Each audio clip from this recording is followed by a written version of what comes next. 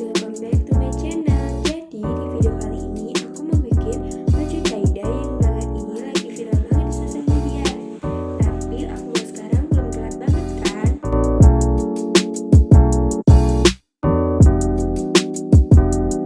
Oke, di sini aku pakai tie-dye kit dari Day yang isinya itu ada kaos putih polos, 2 botol kosong, 2 berwarna wanteks. Di sini aku pakai warna biru nomor 35 dan warna merah delima nomor 34 ya. Lalu ada plastik hitam, sarung tangan plastik dan ada karet gelang. Oh iya, ternyata di sini aku dapat bonus scrunchie warna hitam polos.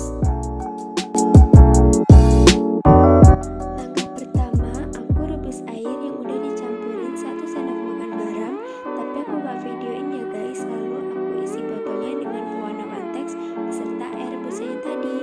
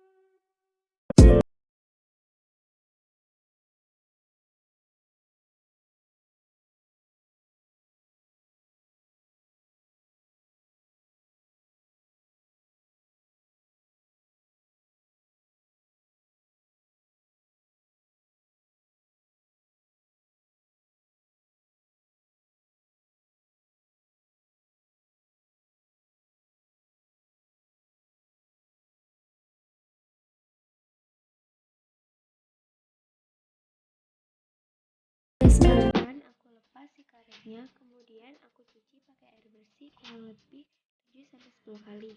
Pastiin warnanya udah gak luntur lagi ya.